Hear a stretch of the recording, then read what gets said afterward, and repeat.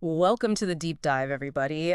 Today, we're diving into this really heavy research report on gender-based violence and harassment in Indian garment factories. Right. And we've got a lot to unpack here, some really powerful stories from the women working in these factories and uh, how, global fashion brands kind of fit into this whole picture. Yeah, this report, it pulls no punches. Yeah. It's based on interviews with 90 women across 31 different factories. And these are factories that supply to at least 12 major brands. We're talking like household names here. American Eagle, ASDA, H&M, Levi's. I mean, the list goes on. And actually, all 12 of the brands named in this report have already been linked to, similar allegations in the past. Really? So this is not like a Oh, yeah. one-off thing. This has Yeah. been going on. This is a systemic problem. Yeah. And I think to really drive that home, we should start with a quote from one of the garment workers, Smita. She says, "Verbal, physical, and sexual harassment exists in every garment factory, not just this one. It existed before COVID, it exists during COVID, and it will exist after COVID." Wow, Yeah, that's a really powerful statement and really shows how deeply rooted this is. It's That not care- just a few bad apples, it's like a whole. yeah. And the report really emphasizes how the COVID-19 pandemic, it just kind of threw gasoline on this fire that was already burning. I mean, think about it. Brands started canceling orders, delaying payments, demanding huge discounts. And that pressure, it all trickled down to the factories and the workers, right? Right. It You're was sorry, all brutal. those women. Yeah, many of them faced layoffs. And then they were rehired, but at like way lower wages. Production targets went through the roofs as Right. factories tried to make up for lost time. And it just created like this perfect storm for abuse. Yeah. Well, the report does go into detail about specific types of abuse, and I have to warn you, some of it is pretty rough It is tough to read. to hear. There's one worker, Mina. Her factory supplied to C&A, Tesco, and Carrefour. And she talks about, after returning to work post-lockdown, they had these insane daily targets, like 1,200 to 1,300 units a day. Whoa. And she described this constant threat of verbal and physical harassment for even the smallest mistakes. Oh, gosh. That's just... And then there's this like tactic they use where they would throw heavy bundles of clothes at the women Oh, my gosh. as a way to inflict pain without leaving, visible marks. Right. It's really a demonstration of the power imbalance there. It's dehumanizing, isn't it? Yeah, totally. Yeah. So the report also goes into how workplace safety was impacted with all these, crazy demands. Oh, absolutely. So Shantha, she worked in a factory that supplied Marks and Spencer. She described daily accidents, people cutting themselves, needle punctures, people collapsing from exhaustion, all because of this pressure to produce more and faster. There's even an account of workers in a deli factory, this one supplying H&M and C&A, being forced to work after, get this, a boiler explosion. Oh my goodness. Yeah. That's scary. It sounds like just basic safety precautions were just completely ignored. Thrown out the window. Yeah. And what about COVID-19 safety measures? Did they address that at all in the report? They did, and it's kind of concerning. Initially they tried to implement safety protocols like masks and social distancing, Right. but as soon as the pressure to meet production deadlines ramped up, Right. those precautions kind of went out the window. Wow. Yeah. Anusha, who worked at a Primark supplier, said, at first they were really careful, but as deadlines loomed, those precautions were abandoned. It makes you wonder, if the brands that are pushing for those deadlines were even aware of what was going on. Yeah, Yeah.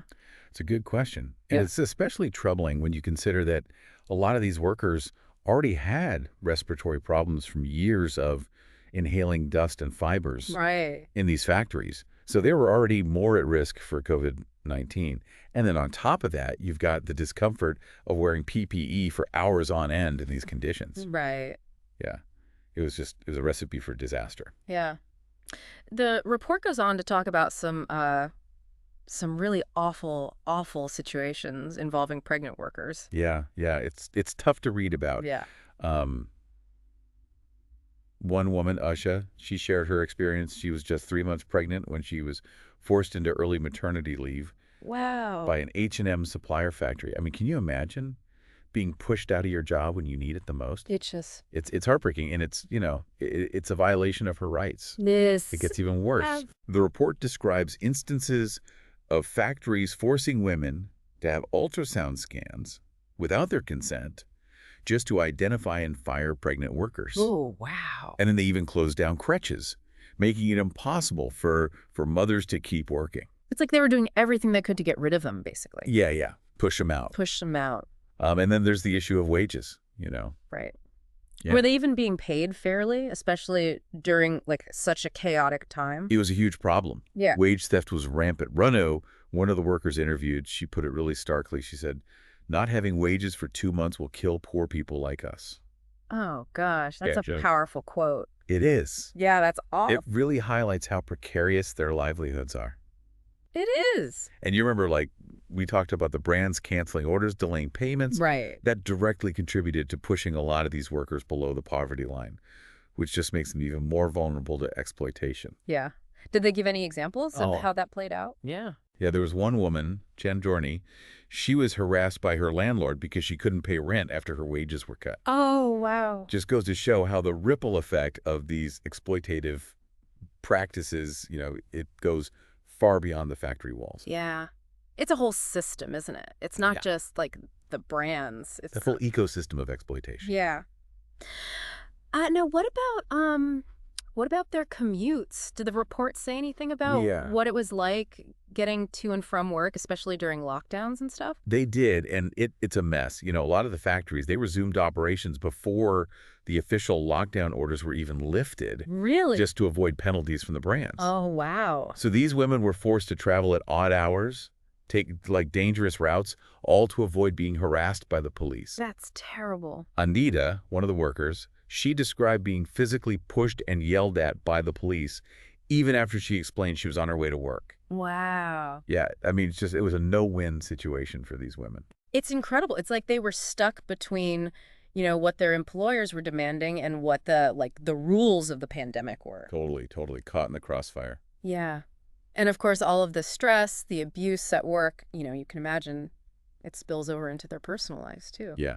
Domestic violence, it was a huge problem. Right. Yeah, that makes sense. One woman, Shoma, she lost her job during the lockdown, and she was forced to move back in with her abusive husband because she didn't have anywhere else to go. Oh, no. And she described just constant sexual harassment and violence. She had no escape. It's awful. Yeah. And it's sad because, for some of these women, work was actually an escape from a difficult home life. Right. And then for others, it was just like a double dose of abuse. Pia, another worker, she talked about enduring violence and harassment both at work and at home. Oh. Just like a never-ending cycle.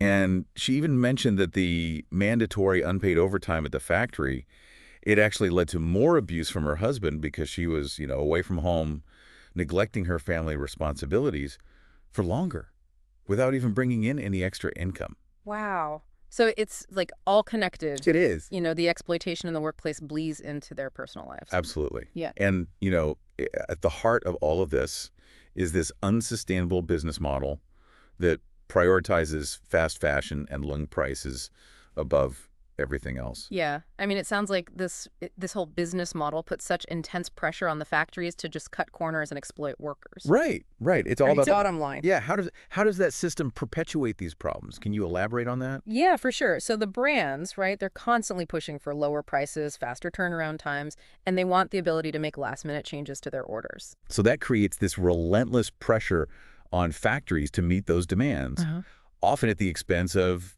their workers' well-being. It's like a race to the bottom, and the workers are the ones who end up paying the price. Right. And then when you layer on top of that, you've got like inadequate government regulations and this deeply ingrained patriarchal culture. It just creates an environment where this kind of abuse can flourish. So it's not just the brands themselves. It's like a whole web of factors. Exactly. It's a whole system that needs to be addressed, from multiple angles. Did the report offer any solutions? Like what can be done to break this cycle? Yeah, they highlighted a few key things. One of the big ones is mandatory human rights due diligence legislation. Okay, so what does that mean? It means holding brands legally accountable for the conditions in their supply chains. So it's not just like voluntary guidelines. No. This would make it a legal obligation for brands to ensure the safety and well-being of the workers. Another thing is empowering women workers and strengthening unions. Because when women have a collective voice, a platform to raise concerns without fear of, getting fired or harassed, that can lead to real change. Right. The report mentioned something called the Safe Circle approach. Oh, yeah, yeah, that's a promising model. It was developed by the Asia Flora Wage Alliance, and it basically focuses on worker-led monitoring and grievance mechanisms. So the women are actually involved in the process. Exactly. It gives them a direct role in identifying and addressing issues. So it's not just relying on like external audits or management-led initiatives. Right, right. It's about creating a system where the women feel safe speaking up, knowing that their concerns will be taken seriously. It sounds like there's a lot of work to be done.